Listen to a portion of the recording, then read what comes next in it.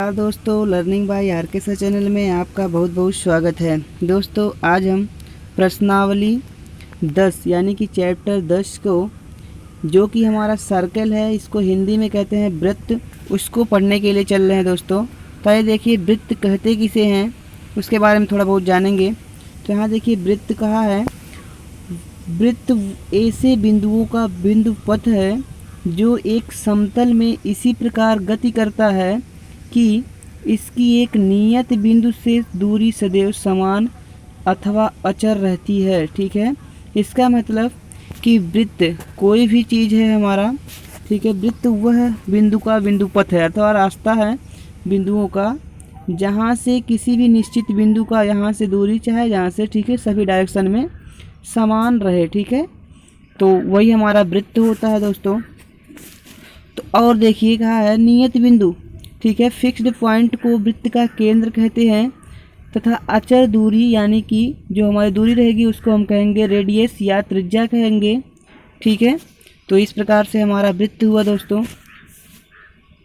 अब देखिए वृत्त से संबंधित महत्वपूर्ण पद, ठीक है, क्या वृत्त से संबंधित महत्वपूर्ण पद के बारे में जानेंगे। Important terms related to circle. ठीक है, वृत्त से संबंधित महत्वपूर्ण पद निम्नलिखित है, जैसे कि जीवा है। ठीक है, इसमें पहला है जीवा, इसको इंग्लिश में कहते हैं कोड। ठीक है, इंग्लिश में कोड कहते हैं। अब देखिए जीवा किसे कहते हैं, वृत्त पर स्थित किन्हीं दो बिंदुओं को, यानी कि वृत्त की रेखा ऐसे होती है, तो यानी कि किन्हीं भी दो बिंदुओं को मिलाने वाले रेखाखंड को, वृत्त मिलाने वाली रेखा जो ये रेखा है, ठीक है, इस रेखाखंड को क्या कहते हैं, जीवा कहते हैं। ठीक है दोस्तों, तो यहाँ पे देखिए जैसे हमारा एक वृत्त है, ठीक है, यहाँ पे एक वृत्त बना हुआ है, वृत्त का एक बिंदु बी और एक बिंदु ए है, यानी कि ए भी हमारी क्या होगी, जीवा होगी। इसी प्रकार यहाँ सी डी जीवा होगी, ई एफ जीवा होगी, तो ये सब हमारे क्या होंगे, जीवा होंगे। ठीक है दोस्तों, इस प्रकार से ये सब हमारे जीवा होंगे। ठीक, हमारे दूसरे टर्म होते हैं अन्य बिंदु, जैसे होते हैं छेदक रेखा। ठीक है, इसको कहते हैं सेकंड। ठीक है दोस्तों, अब यहाँ पे देखिए कहा छेदक रेखा जो वृत्त के किन्हीं दो बिंदुओं, ठीक है, किन्हीं दो भिन्न बिंदुओं पर प्रतिच्छेद करती है, वृत्त की छेदक रेखा कहलाती है। यानी कि देखिए जो हमारी वृत्त को किन्हीं दो बिंदुओं पर प्रतिच्छेद करती हुई चली जाए, ठीक, मान लीजिए ये रेखा हमारी यहाँ से जा रही है, ऐसे काटती हुई चली जाए, तो हमारी क्या कहलाएगी, छेदक रेखा कहलाएगी। लेकिन अगर इन्हीं दो, इनके यहाँ से लेके यहाँ तक अगर हम मिला दें केवल, तो हमारी जीवा कहलाएगी। तो जीवा और छेदक रेखा में अंतर आप लोगों को ध्यान रखना है। ठीक है दोस्तों, आगे बढ़ते हैं। अगला हमारा टर्म है, देखिए यहाँ पे नोट में दिया है, इस जीवा की स्थिति रेखाखंड के दोनों अंत बिंदु हमेशा वृत्त पर स्थित होते हैं, लेकिन छेदक रेखा की स्थिति में रेखाखंड के अंत बिंदु वृत्त के बाहर स्थित होते हैं। इसका मतलब वृत्त अंतिम बिंदु हमारा रेखा का क्या, छेदक रेखा का बाहर चला जाएगा, लेकिन जो हमारा जीवा होगा उसका अंतिम बिंदु दोनों रेखाओं के सिरों वही वृत्त पर ही स्थित होंगे। ठीक है दोस्तों, अगला हमारा है व्यास। ठीक है, अब देखिए व्यास किसे कहते हैं, इसे कहते हैं डायमीटर। ठीक है, अब देखिए वृत्त की वह जीवा जो केंद्र से होकर जाती है, ठीक है, यह भी जीवा है एक प्रकार से, लेकिन ये इसकी विशेषता क्या है, केंद्र से होकर जाती है। ठीक है, वृत्त की व्यास कहलाती है, यानी कि यह भी एक जीवा है, वृत्त की इस छोर से इस छोर को मिला रही है, लेकिन यह वृत्त के केंद्र से जा रही है। ठीक है, तो इसको हम व्यास कह देते हैं या डायमीटर कह देते हैं। और यहाँ पे एक हमारा फार्मूला बनता है, व्यास इज इक्वल्स टू 2 गुणे त्रिज्या। यहाँ से देखिए हमारा जो केंद्र था, केंद्र से चाहे जहाँ की दूरी वह त्रिज्या होती है ना, तो यहाँ से अगर मान लीजिए यहाँ से जा रहा है, तो ये हमारा क्या होगा, जो व्यास होगा यहाँ से एक, यहाँ से आर हो जाएगा और यहाँ से आर हो जाएगा, यानी कि एक आर यहाँ और एक आर यहाँ, दोनों मिलके 2r, तो यानी कि जो व्यास होगा हमारा त्रिज्या का 2 गुना होगा। ठीक है, यहाँ देखिए लिखा है व्यास वृत्त की सबसे बड़ी जीवा होती है। आप इस प्रॉपर्टी को जरूर ध्यान रखेंगे। ठीक है, अगला देखिए, अगला हमारा है चाप, जिसे हम इंग्लिश में आर्क कहते हैं। अब ये क्या होता है दोस्तों, वृत्त की परिधि के किसी सतत भाग को, ठीक है, तो वह सतत भाग हमारा कहलाता है वृत्त की, जैसे देखिए यहाँ पे आकृति में ए पी बी वृत्त की एक चाप है जिसे ए पी बी चाप ए पी बी, जो ऐसे हमारा लिखा रहता है ना ए पी बी, कुछ भी लिखा है ऐसे अगर ऊपर लगा है ऐसे, ठीक है ऐसे लगा है अर्धवृत्त के अनुसार, तो वहाँ पे उसको हम कहेंगे चाप, उसको क्या पढ़ते हैं चाप पढ़ेंगे। ठीक है दोस्तों, जैसे यहाँ पे लिखा है चाप ए पी बी से व्यक्त करते हैं तथा वृत्त के शेष भाग को चाप बी क्यू ए से व्यक्त करेंगे। देखिए यहाँ पे वृत्त का एक सतत भाग हमारा क्या है, यहाँ पे देखिए एक वृत्त है हमारा, इसका सतत भाग यहाँ से ए तक बी कर लिए। ठीक है, तो इतने को हम लिखेंगे चाप ए पी बी। ठीक है, ए पी बी, और जो पीछे वाला हमारा बचेगा इसको हम कहेंगे ए क्यू बी। ठीक है, तो आगे आगे देखते हैं दोस्तों। तो हो जाएगा हमारा किसी चाप द्वारा वृत्त के केंद्र पर बनाया गया कोण उसका केंद्रीय कोण सेंट्रल एंगल कहलाता है। ठीक है, जो हमारा चाप होगा वह तो केंद्र पे कोई ना कोई कोण बनाएगा ही, तो जो हमारा ये वाला कोण होगा उसको हम सेंट्रल एंगल कहते हैं या केंद्रीय कोण कहते हैं। ठीक है दोस्तों, और यहाँ पे देखिए कुछ और विशेषताएं हैं। यहाँ चाप ए पी बी का केंद्रीय कोण क्या होगा हमारा, कोण ए ओ बी बराबर थीटा अगर है। ठीक है, ए ओ बी बराबर थीटा। वृत्त में चाप ए पी बी को लघु चाप और वृत्त के और चाप ए क्यू बी को दीर्घ चाप कहेंगे। साफ मतलब है दोस्तों, जो बड़ा होगा उसको दीर्घ कहेंगे और जो छोटा होगा इसको हम लघु कहेंगे। ठीक है, और यहाँ पे देखिए लघु चाप के लिए केंद्रीय कोण का मान 180 अंश से कम होगा, जबकि दीर्घ चाप के लिए केंद्रीय कोण का मान 180 अंश से अधिक होगा। ठीक है, आप इन दोनों पॉइंट को जरूर ध्यान रखेंगे। ठीक है दोस्तों, अगला बिंदु हमारा आता है, अगला है अर्धवृत्त। ठीक है, सेमी सर्कल। तो सेमी सर्कल क्या होता है, वृत्त का व्यास वृत्त को दो बराबर भागों में बांटता है। ठीक है, जैसे देखिए वृत्त का व्यास हमारा वृत्त को दो बराबर भागों में, एक भाग इधर हो गया और एक भाग इधर हो गया। ठीक है, दो भागों में बांट दिया, प्रत्येक भाग अर्धवृत्त कहलाता है। ठीक है, प्रत्येक भाग क्या कहलाता है, अर्धवृत्त कहलाता है। यहाँ ए सी बी और ए डी बी दो अर्धवृत्त हैं, ए सी बी इधर का और ए डी बी इधर का, दो क्या है अर्धवृत्त है। ठीक है दोस्तों, तो इसका हो गया, और इसी प्रकार से ढेर सारी बिंदुएं होती हैं। ठीक है, बिंदु हमारा है वृत्त का चतुर्थांश। ठीक है, क्या वृत्त का चतुर्थांश, क्वाड्रेंट ऑफ ए सर्किल। ठीक है दोस्तों, अब देखिए क्या होता है, किसी वृत्त का एक चौथाई भाग, यानी कि किसी कोई भी वृत्त है अगर उसके 4 हिस्से कर देंगे, ठीक है, तो उसका एक भाग, ठीक है, मान लीजिए यहाँ से इस वृत्त का 4 हिस्सा हुआ है तो इसका एक भाग क्या कहलाएगा, क्वाड्रेंट ऑफ ए सर्किल या वृत्त का चतुर्थांश कहलाएगा। ठीक है दोस्तों, और यहाँ पे देखिए प्रत्येक चतुर्थांश का केंद्रीय कोण जो होता है हमारा, केंद्रीय कोण क्या होता है 90 अंश का होता है। आप इस पॉइंट को जरूर ध्यान रखेंगे। ठीक है, अब अगला देखिए हमारा वृत्त का परिमाप या पैरामीटर ऑफ ए सर्किल। ठीक है, पैरामीटर ऑफ सर्किल क्या होता है, देखिए वृत्त का परिमाप क्या होता है, एक वृत्त के अनुदिश एक चक्कर चलने में तय की गई दूरी उसका परिमाप होता है। ठीक है, तो वृत्त का परिमाप क्या होता है, एक वृत्त के अनुदिश एक चक्कर लगाने में जितनी दूरी हम तय करते हैं वो हमारा क्या होता है, परिमाप होता है। ठीक है दोस्तों, मान लीजिए इस वृत्त में हम चल रहे हैं, ठीक है, यहाँ बी से चलना प्रारंभ करते हैं, ऐसे ऐसे चलते चलते चलते चलते इसी पे आएंगे, फिर यहाँ अगर बी तक पहुँच जाएंगे तो हमारा एक चक्कर पूरा हो गया। एक चक्कर में जितनी दूरी हम चलेंगे वह हमारा क्या होगा, परिमाप होगा। ठीक है दोस्तों, तो किसी वृत्त की परिधि उसके व्यास के साथ ही एक चक्कर एक अचर अनुपात, ठीक है, इस अचर अनुपात को एक ग्रीक अक्षर पाई के साथ व्यक्त करते हैं। अब यहाँ पे देखिए हमारा क्या होता है, पाई क्या होता है, पाई होता है हमारा परिधि अपान व्यास, यानी परिधि और व्यास के अनुपात को हम क्या कहते हैं, पाई कहते हैं। ठीक है दोस्तों, तो यहाँ पे हमारा परिधि क्या हो जाएगा, परिधि बराबर हो जाएगा पाई गुणे व्यास हो जाएगा। अब व्यास के स्थान पे हम जानते हैं कि व्यास क्या होता है हमारा 2 गुणे आर होता है, तो उसके स्थान पे 2 गुणे आर लिख दिए। तो यहाँ पे हमारा व्यास वृत्त की परिधि क्या बन गया, सूत्र, वृत्त की परिधि सूत्र बन के आता है हमारा 2 पाई आर। ठीक है, आप इस फार्मूले को ध्यान रखेंगे, बहुत ही ज़्यादा इम्पोर्टेंट है परीक्षा की दृष्टि से। ठीक है, आप इसको ज़रूर याद रखेंगे। महत्वपूर्ण सूत्र देखते हैं दोस्तों, यहाँ पे देखिए हमारा सूत्र कुछ महत्वपूर्ण है, इसको आप लोग ज़रूर याद रखिएगा। आप लोग कहेंगे तो इस पेज की PDF हम आपको डिस्क्रिप्शन बॉक्स में दे देंगे, ठीक है। आप वहाँ से जाके इसको देख सकते हैं या डाउनलोड कर सकते हैं, ठीक है दोस्तों। तो यहाँ पे देखिए कुछ महत्वपूर्ण सूत्र क्या है, सम इम्पॉर्टेंट फार्मूला क्या है। तो यहाँ पे है हमारा अर्धवृत्त की परिधि क्या होता है, पाई आर प्लस 2r होता है। अर्धवृत्त की परिधि, ठीक है, पूरे वृत्त की परिधि नहीं, अर्धवृत्त की परिधि। अर्धवृत्त की परिधि क्या होता है हमारा, पाई आर प्लस में 2r होता है, ठीक है।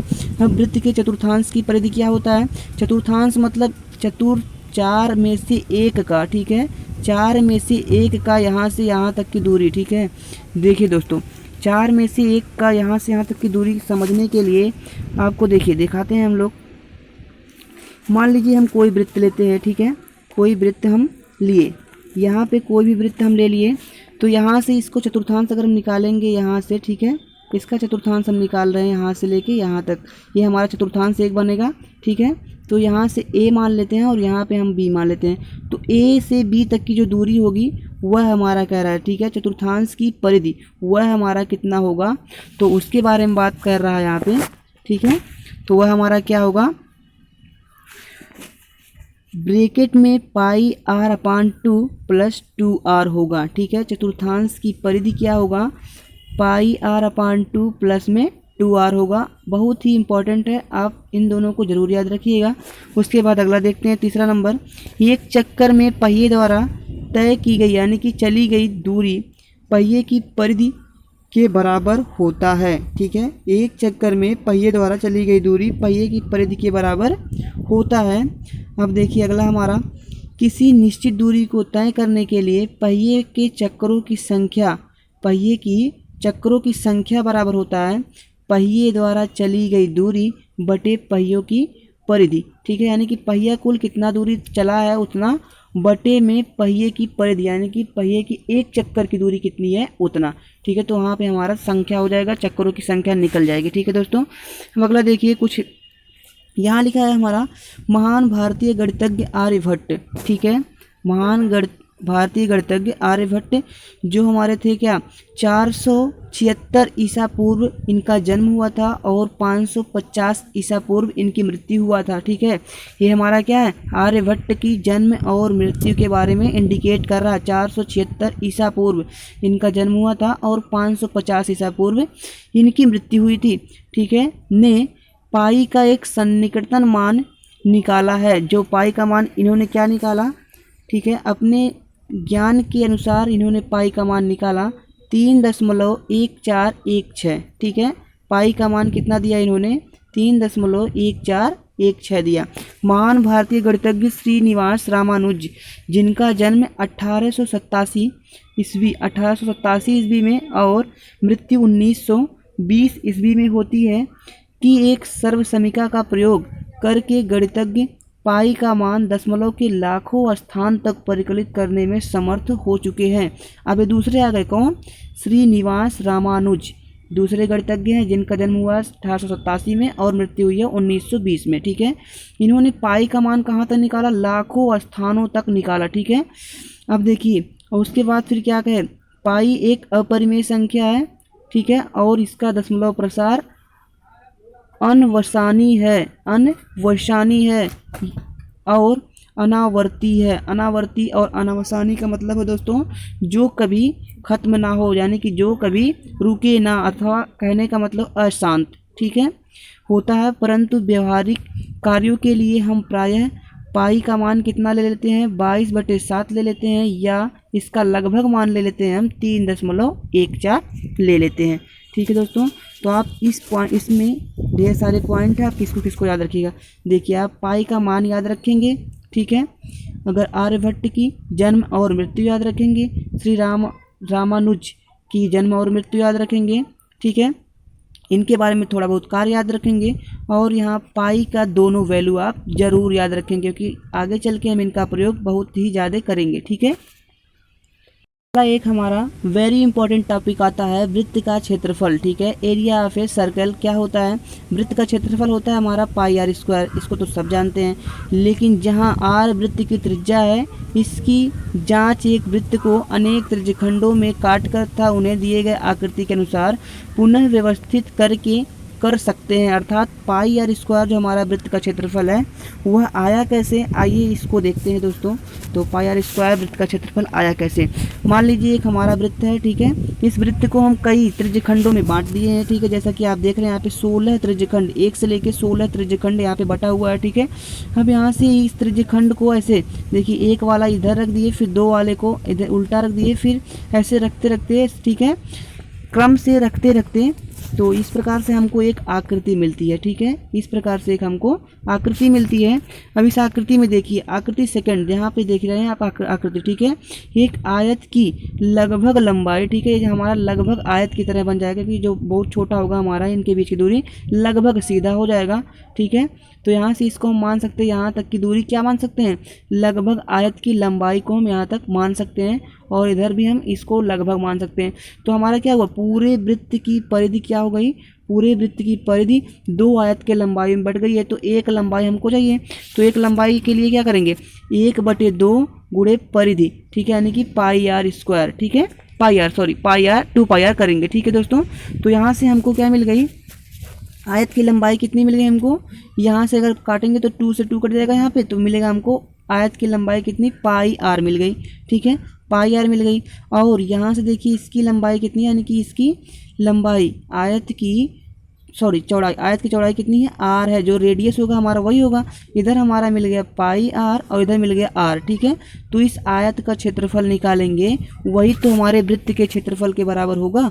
तो यहाँ से जब हम आयत का क्षेत्रफल अर्थात वृत्त का क्षेत्रफल निकालेंगे तो हो जाएगा हमारा कितना, 1/2 हमारी लंबाई है गुणे आर उसकी चौड़ाई है, तो हो जाएगी हमारी कितनी, पाई आर स्क्वायर, ठीक है दोस्तों। तो यहाँ से हमारा वृत्त का क्षेत्रफल आता है पाई आर स्क्वायर, ठीक है दोस्तों। फार्मूलों को देख लेते हैं दोस्तों। यहाँ पे है हमारा अर्धवृत्त का क्षेत्रफल कितना होगा, जब पूरे वृत्त का क्षेत्रफल पाई आर स्क्वायर होता है तो अर्धवृत्त का 1/2 गुणे पाई आर स्क्वायर होगा, आप इसको याद रखेंगे। और चतुर्थांश का क्षेत्रफल क्या होता है, पाई आर स्क्वायर अपान में 4, क्योंकि एक वृत्त का होता है हमारा पाई आर स्क्वायर, तो उसके चौथे भाग का क्या हो जाएगा, 4 कर देंगे, उसका चौथा भाग का आ जाएगा, ठीक है। चतुर्थांश का क्षेत्रफल पाई आर स्क्वायर अपान में 4 आ जाएगा, ठीक है दोस्तों। अब नीचे देखिए, माना वृत्ताकार वलय की आंतरिक और बाहरी त्रिज्याएं स्मॉल आर और कैपिटल आर है, ठीक है। तब वलय का क्षेत्रफल क्या होगा, ठीक है, यानी कि वलय का क्षेत्रफल मतलब यहाँ से ये सब, ठीक है दोस्तों, ये सब यहाँ इस बीच वाले हिस्से का क्षेत्रफल कितना होगा उसकी बात कर रहा है। तो यहाँ पे क्या हो जाएगा हमारा, पाई ब्रैकेट में capital R square minus small R square, ठीक है। इसको हम ऐसे भी लिख सकते हैं, पाई एक ब्रैकेट में capital R plus small R और दूसरे ब्रैकेट में capital R minus small R. और स्मॉल और कैपिटल आर क्या है, आप भली बात ही जानते हैं, बड़े वृत्त की त्रिज्या और छोटे वृत्त की त्रिज्या है। तो आप यहाँ याद रखेंगे वलय के क्षेत्रफल क्या होता है, पाई ब्रैकेट में R capital R square minus small R square, या पाई एक ब्रैकेट में R capital R plus small R, दूसरे में capital R minus small R, ठीक है दोस्तों। अब देखिए नोट क्या कहा है, यदि 2 वृत्त अंतः स्पर्श करते हैं तब इनके केंद्रों के बीच की दूरी क्या होगी, त्रिज्याओं के बीच की दूरी के अंतर के बराबर होगी। यहाँ पे ध्यान दीजिए दोस्तों, अंतः स्पर्श कर रहे हैं, यानी कि 2 वृत्त हैं अंतः स्पर्श कर रहे हैं। तो देखिए इसको समझने के लिए आप यहाँ पे डायग्राम एक लेते हैं सर्कल का, ठीक है। एक सर्कल ले लिए हम यहाँ पे, ठीक है दोस्तों, एक सर्कल ले लिए यहाँ से, और दूसरा सर्कल ले ले रहे हैं, दूसरा सर्कल ले रहे हैं, ठीक है। उनको अंतः स्पर्श करवा रहे हैं, ठीक है दोस्तों। देखिए तो इनको हम अंतः स्पर्श करवा दे रहे हैं, ठीक है। चलिए इनका अंतः स्पर्श हो गया, थोड़ा और बड़ा कर लेते हैं तो थोड़ा समझाने में अंतर होगा, ठीक है। चलिए ठीक, तो यहाँ पे हो गया हमारा, तो जो हमारा यहाँ पे बड़े वृत्त का केंद्र होगा यहाँ पे, ठीक है, और छोटे वृत्त का केंद्र होगा हमारा यहाँ पे, ठीक है। तो यहाँ से देखिए, यहाँ से क्या होगा हमारा, कहा है कि इनके केंद्रों के बीच की दूरी इनके त्रिज्याओं के बीच की दूरी के अंतर के बराबर होगा। यानी कि यहाँ से मान लीजिए ये हमारा केंद्र कौन सा है, ये हमारा दूसरा वाला केंद्र है, ये वाला केंद्र हमारा ए है, और ये दूसरा वाला हमारा कौन सा केंद्र हो जाएगा, और ये दूसरा वाला केंद्र हमारा बी हो जाएगा, ठीक है। तब इनके बीच की दूरी हमारा क्या होगा, इनके बीच की दूरी होगा हमारा, देखिए यहाँ से लेके यहाँ तक मान लीजिए कैपिटल आर हो गई, ठीक है, और यहाँ से लेके यहाँ तक स्मॉल आर हो गई, ठीक है, छोटी दूरी हो गई। तो केंद्रों के बीच की दूरी पूछा ना, तो इनके बीच की दूरी निकालने के लिए बड़ी दूरी में से छोटी वाली दूरी को हम घटा देंगे, तो यानी कि हमारा क्या निकल जाएगा, तो कुल मिला के हमारा निकल रहा दोस्तों यहाँ पे, तो capital R minus small R क्या होगा हमारा, इनके केंद्रों के बीच की दूरी होगी, ठीक है। तो इस प्रकार से हमारा है, इस प्रकार से इनके केंद्रों के बीच की दूरी capital R minus small R होगी, ठीक है दोस्तों। अब अगला देखिए हमारा कहा है, यदि दो वृत्त बाह्य स्पर्श करते हैं तब इनके केंद्रों के बीच की दूरी क्या होगी, तो उसी प्रकार से इनके केंद्रों के बीच की दूरी जुड़ जाएगी, ठीक है, क्योंकि यहाँ एक होगा और दूसरा हमारा यहाँ से होगा, तो यहाँ से एक इधर और यहाँ से एक इधर, तो इन दोनों के बीच की दूरी जुड़ जाएगी। तो ये तो सिंपल है, यहाँ से हो जाएगा। अब देखिए एक हम उदाहरण लेते हैं, उस वृत्त की त्रिज्या ज्ञात कीजिए जिसकी परिधि त्रिज्याओं, ठीक है, कितना है, परिधि त्रिज्याओं 15 सेंटीमीटर और 18 सेंटीमीटर वाले दो वृत्तों की परिधियों के योग के बराबर है, ठीक है दोस्तों। आइए इस क्वेश्चन को सॉल्व। तो देखिए दोस्तों यहाँ पे हमारा स्मॉल आर कितना हो गया, स्मॉल आर हमारा हो गया 15 सेंटीमीटर और कैपिटल आर हमारा यहाँ पे आ गया है, सॉरी कैपिटल आर हमको नहीं पता, यहाँ पे देखिए कितना हो जाएगा हमारा, इनकी परिधि क्या हो जाएगी हमारी, तो 2 पाई गुणे 15 2 पाई आर यानी कि 30 पाई हो जाएगा इसकी। तो दूसरे वृत्त की त्रिज्या निकालने के लिए दूसरे वृत्त की त्रिज्या 18 है हमारी, तो इसकी परिधि क्या हो जाएगी हमारी 2 पाई गुणे 18 पाई, ठीक है। अब माना अभिष्ट वृत्त की त्रिज्या कितनी होगी, कैपिटल आर होगी, तो हमारा क्या होगा, इन दोनों का योग के बराबर है जो हमारे तीसरा वृत्त। क्वेश्चन समझिए दोस्तों, कहा है कि दो वृत्त हैं, एक की त्रिज्या हमारी 18 सेंटीमीटर और दूसरे की 15 सेंटीमीटर है, दोनों को मिला के एक बड़ा वृत्त बनता है, तो उसकी त्रिज्या क्या होगी, ठीक है। तो एक इनकी परिधि जुड़ गई दोनों की, तो यहाँ पे हो जाएगा हमारा 2 पाई कैपिटल आर बराबर इनकी परिधि के बराबर हो जाएगा। तो यहाँ से हम देखिए मान रखते हैं, यहाँ पे पाई से पाई कट जाएगा, यहाँ पे 66 आएगा, तो बचेगा हमारा 2 कैपिटल आर बराबर 66 आएगा यहाँ पे, ठीक है, इनको जोड़ के 66 आएगा। तो यहाँ से कैपिटल आर का मान हमारा निकलता है 33, तो यानी कि अतः अभिष्ट वृत्त की त्रिज्या क्या होगी हमारी 33 सेंटीमीटर की होगी, ठीक है दोस्तों। आज की वीडियो में बस इतना ही। अगर वीडियो अच्छा लगा है तो चैनल को सब्सक्राइब कीजिए, वीडियो को लाइक कीजिए और जहां तक हो सके अपने दोस्तों तक शेयर करते रहिए। धन्यवाद दोस्तों।